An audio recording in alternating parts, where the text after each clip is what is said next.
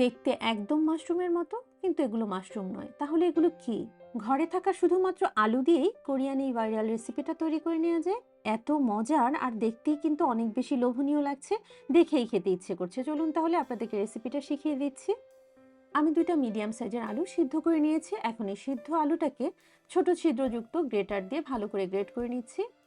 আপনাদের কাছে গ্রেটার না থাকলে হাত দিয়ে মিহি করে চটকে নিলেও চলবে, তবে খেয়াল রাখতে হবে আলুর ভিতরে যাতে গোটা ভাবটা না থাকে, তাহলে কিন্তু এই আইটেমটাকে ভালো করে তৈরি করে নেওয়া যাবে না। এখন এর মধ্যে স্বাদ অনুযায়ী লবণ দিয়ে দিচ্ছি আর দিচ্ছি হাফ কাপ পরিমাণ কর্নফ্লাওয়ার। কর্নফ্লাওয়ার না থাকলে আপনারা এর পরিবর্তে ময়দাও ব্যবহার করতে পারেন। এখন হাত দিয়ে চটকে চটকে সবকিছুকে ভালো করে ময়ান করতে হবে। মানে এ পর্যায়ে আমাদেরকে একটা সফট মসৃণ ডো তৈরি করতে হবে। এই যে তৈরি করা হয়ে গিয়েছে, এখন এটাকে হাত দিয়ে এভাবে ঘুরিয়ে ঘুরিয়ে লম্বা একটা শেপ দিয়ে নিচ্ছি। এখন এটা দিয়ে ছোট ছোট লেচি তৈরি করে নিচ্ছি। প্রথমে আমি একটা গোল বলের মতো শেপ দিয়ে নিয়েছি, তারপর এটাকে হাত দিয়ে চেপে একটু চ্যাপ্টা করে নিচ্ছি। এরপর ডিজাইনটা তৈরির জন্য আমি একটা বোতল ব্যবহার করব। ছোট একটা বোতলের মুখ দিয়ে হাত দিয়ে এভাবে প্রেস করলেই দেখুন কি সুন্দর একটা ডিজাইন তৈরি হয়ে গিয়েছে। দেখুন দেখতে কিন্তু এটাকে একদম ক্যানে থাকা মাশরুমের মতো লাগছে। একইভাবে বোতল দিয়ে আমি সবগুলোকে ডিজাইন করে নিয়েছি। এখন চুলায় অন্য একটা প্যান বসিয়ে এর মধ্যে পর্যাপ্ত পরিমাণ পানি দিয়ে পানিটাকে গরম করে নিয়েছি। এখন একে একে সবগুলো মাশরুমকে এর মধ্যে দিয়ে দিচ্ছি। তারপর এটাকে হাই হিটে ৩ মিনিটের জন্য সিদ্ধ করে নিব। সিদ্ধ হয়ে গেলে এটাকে পানি ঝরিয়ে উঠিয়ে একটা সাইডে রেখে দিচ্ছি। এখন অন্য একটা বোলে প্রথমেই আমি চিলি অয়েলটা তৈরি করে নিব। এর জন্য বোলের মধ্যে দিয়ে দিচ্ছি ১ টেবিল চামচ পরিমাণ চিলি ফ্লেক্স।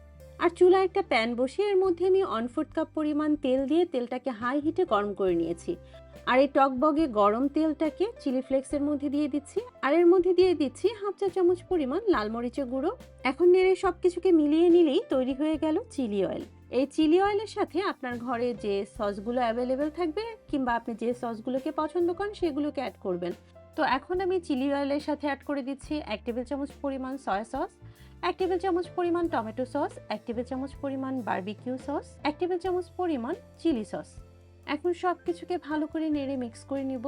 মনে রাখবেন এই সসের মিক্সচারটা যত বেশি টেস্টি হবে এই আইটেমটা তত বেশি টেস্টি হবে।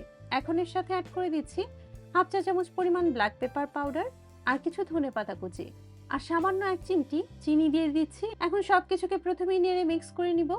মিক্স করা হয়ে গেলে এর মধ্যে আমি সিদ্ধ করে রাখা সেই মাশরুমগুলোকে দিয়ে দিচ্ছি।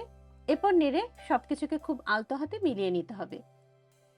এই যে তৈরি হয়ে গেল কোরিয়ান স্টাইলে মাশরুম চিলি অয়েল। না খেলে বিশ্বাসই করবেন না এত সাধারণ উপকরণ দিয়েই যে কত মজার একটা আইটেম আমরা তৈরি করে নিতে পারি। আশা করছি আপনাদের কাছেও ভালো লাগবে। এমন সব সহজ ও মজাদার রেসিপিগুলো আমার পেজ থেকে দেখতে চাইলে অবশ্যই পেজটিকে ফলো দিয়ে রাখবেন। আর যারা আমার ইউটিউব চ্যানেল থেকে দেখতে চাচ্ছেন তারা আমার চ্যানেলটিকে সাবস্ক্রাইব করে রাখবেন। আল্লাহ হাফেজ।